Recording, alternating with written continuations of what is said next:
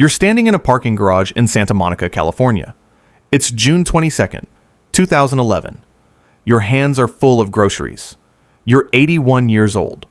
You're wearing white shirt, white pants, a summer hat. The lock on your storage unit is supposedly broken. That's why the building manager called you down here. It wasn't broken. Men step out from behind the parked cars, guns drawn. They tell you to get on your knees. You don't move for a second. You've been Charlie Gasco for 15 years. Charlie Gasco doesn't get arrested in a parking garage, but Charlie Gasco isn't real. He never was. You know who I am, you finally say. I'm Whitey Bulger. Behind you, in apartment 303, there's $822,000 in cash hidden inside the walls, 30 guns, and a woman named Catherine Gregg who has spent 16 years calling you Jim. Never Whitey, never Bulger. Because to her, that's who you've always been. For 16 years, the FBI's second most wanted fugitive on Earth was you, ranked behind only Osama bin Laden. But let's go back, before Santa Monica, before the 16 years on the run, before the 11 murders. Let's go back to South Boston, to a housing project, to a kid with bright blonde hair that everyone calls Whitey, even though you hate the name. You're born James Joseph Bulger Jr. on September 3rd, 1929, in Dorchester, Massachusetts. Irish Catholic family. 6 kids. You're the second. Your father loses an arm in an industrial accident at the rail yard. Just like that, the family falls into poverty. In 1938, you move into the Old Harbor Housing Project in South Boston. Southie. Everyone here is poor. Everyone here is Irish. Everyone here knows everyone. Your brother Billy is smart. Books, grades, the whole thing. He'll grow up to run the Massachusetts State Senate for 17 years. You're not like Billy. At 10 years old, you try to run away and join the circus. At 14, you get arrested for the first time. Larceny. Then forgery. Then assault and battery. Then armed robbery. You spend 5 years in a juvenile reformatory. You join the Air Force in 1948. You go AWOL. Honorable discharge in 1952 anyway. Barely. You come home to Southie. And here's the thing, nobody quite understands about you yet. You're not big. You're not the toughest guy on the block. But you're smart, and you're patient, and you have no fear of consequences. Because so far, there haven't been any. You look at Southie and you see something other people don't. You see who's connected to who owes who, where the money actually flows. In 1956, you're sentenced to 25 years for armed robbery and hijacking trucks. Atlanta Penitentiary. Then Alcatraz. You serve 9 years. You come out in 1965. The streets of Southie are waiting for you. And this time, you're not just another kid from the project. You're back in Boston. It's the late 1960s. You start working as an enforcer for a local crime boss named Donald Killeen. In 1972, Killeen gets shot dead. You see what's left behind, a vacuum. And you don't hesitate. You join the rival Winter Hill gang, run by a man named Howie Winter. Here's the idea that's forming in your head. Slowly, the way ideas do, when you've spent your whole life watching how power actually moves.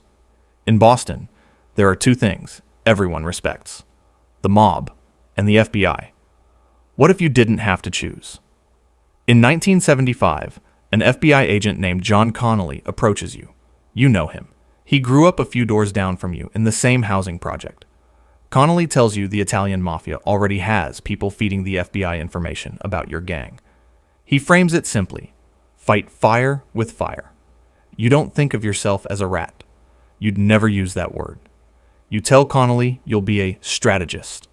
You'll give the FBI information on your rivals, the Italian mob, the Patriarca family, and in exchange, the FBI will look the other way on you. You run the numbers in your head. The Italians are your competition anyway. Hand the FBI their heads on a platter, and you get something no criminal in Boston has ever had: a government-issued blind eye. Howie Winter and several Winter Hill associates get indicted for fixing horse races up and down the East Coast. Your name isn't on the indictment. You watch Howie go to prison.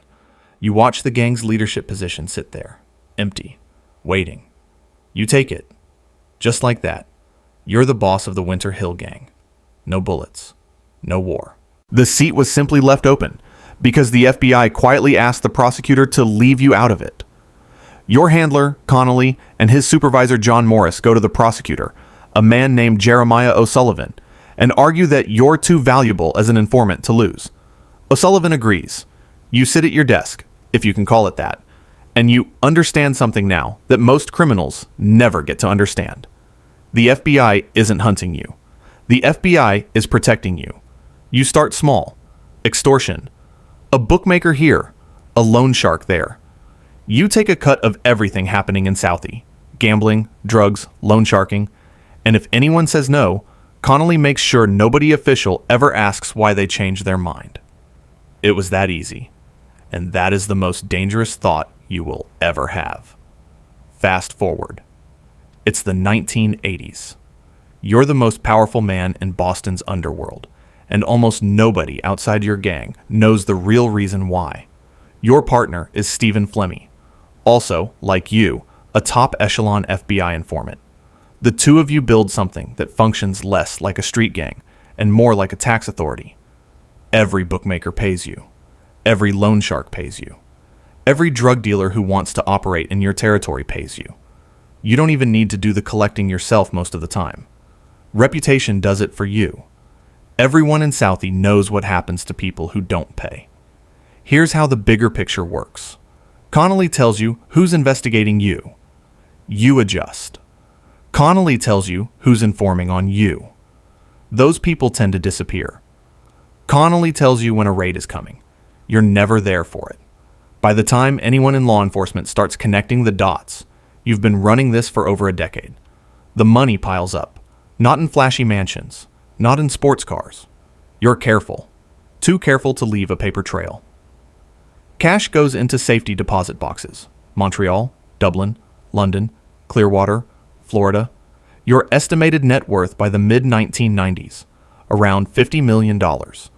You give John Morris, Connolly's supervisor, $7,000 in cash and 2 cases of wine. It's almost casual, like tipping a waiter who's been taking very good care of you. Federal agents come and go from your operations, like tourists who already paid for the tour.